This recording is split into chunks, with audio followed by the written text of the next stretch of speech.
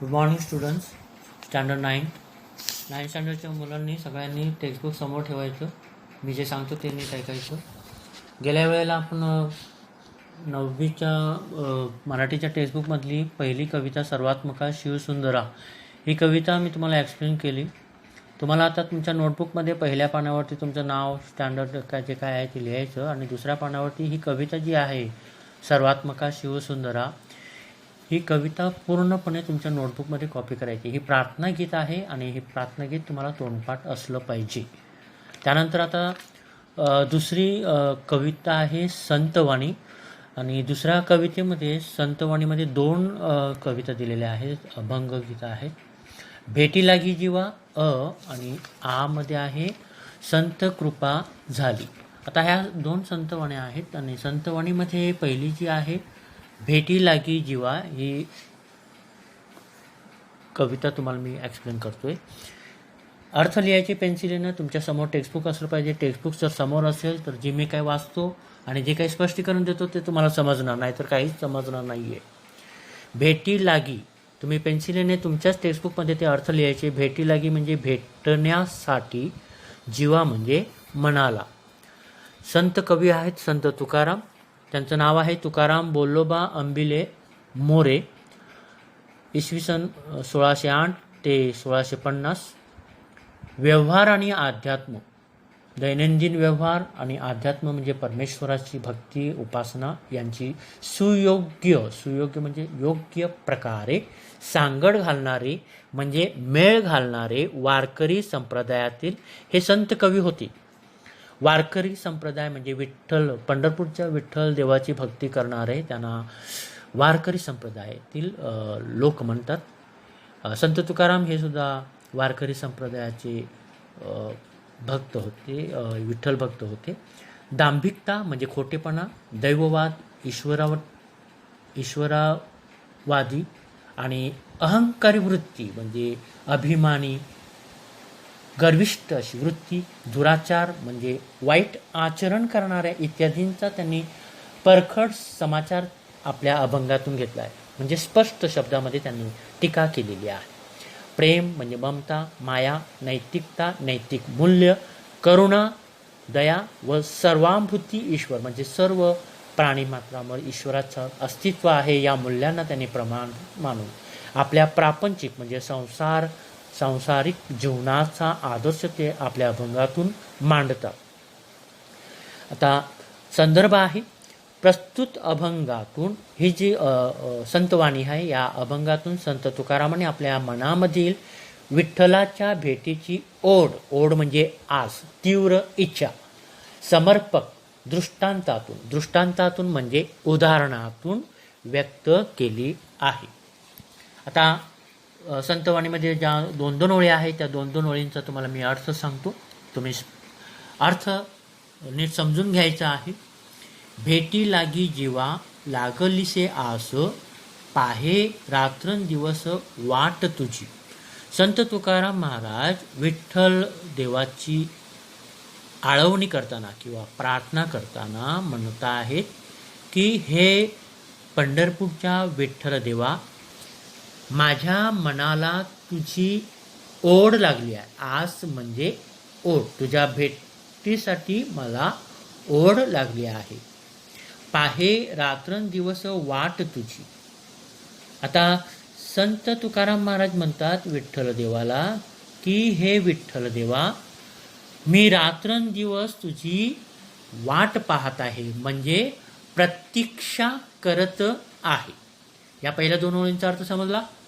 त्यानंतर विठ्ठल देवाच्या भेटीसाठी किंवा विठ्ठल देवाची भेट व्हावी म्हणून संत तुकारामांनी काही दृष्टांत दिलेले आहेत. 3 दृष्टांत आहेत किंवा 3 उदाहरणं आहेत. त्याच्यातलं पहिलं उदाहरण आहे पौर्णिमेचा चंद्रमा चकोरा जीवन.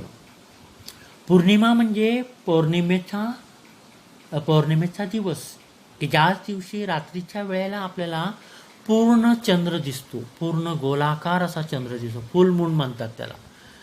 आणि हा पौर्णिमेचा चंद्रमा म्हणजे चंद्र हा चकोरा जीवन, चकोर हा एक पक्षी आहे. या पक्षाचं नाव आहे चकोरा जीवन. म्हणजे चकोर पक्षी काय करतो, पौर्णिमेच्या चंद्रातून जे चांदणे बाहेर पडतात ते चांदणे पिऊन तो आपलं जीवन जगत असतो. त्याचं आयुष्य हे चंद्राच्या प्रकाशावरती अवलंबित आहे.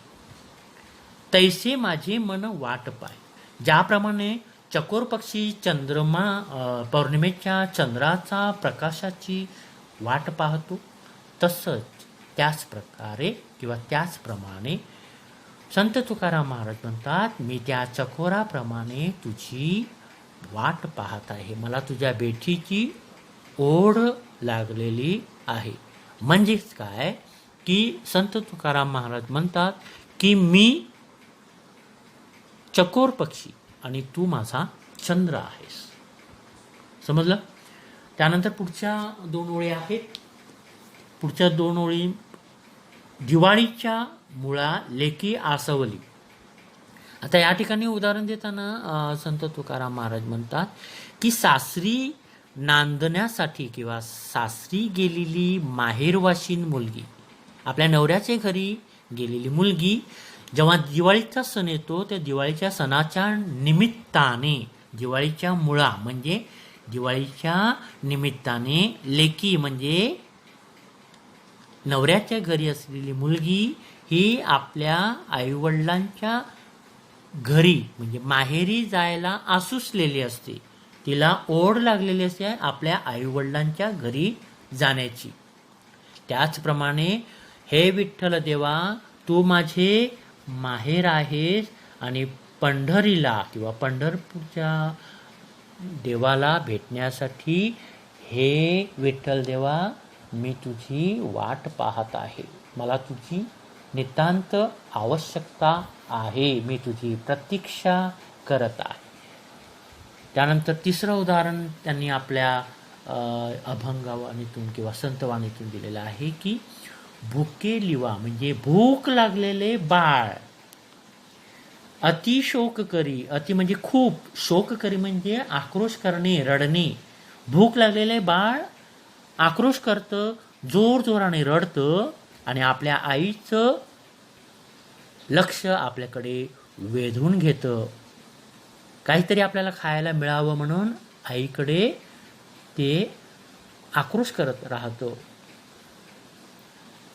संत तुकाराम महाराज म्हणतात, हे विठ्ठल देवा, तू माझी आई आहेस आणि मी तुझे बाळ आहे.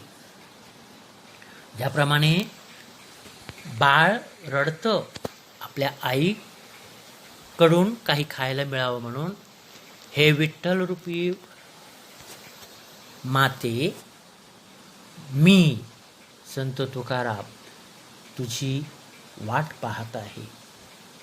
वाट पाहे उरी माऊलीची. माऊली म्हणजे कोण? विठ्ठल देव. माऊली म्हणजे आई. परंतु इकडे संत तुकाराम महाराज म्हणतात की हे विठ्ठल देवा, हे तू माझी माऊली आहेस, तू माझी आई आहेस आणि मी तुझी प्रतीक्षा करत आहे.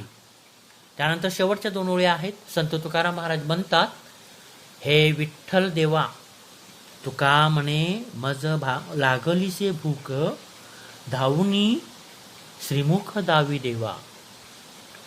तुका म्हणे म्हणजे संत तुकाराम महाराज म्हणतात, मज म्हणजे मला तुझ्या भेटीची भूक लागली आहे, आता तू धावून ये. श्रीमुख म्हणजे विठ्ठल देवाचा चेहरा, विठ्ठल देवाचं तोंड.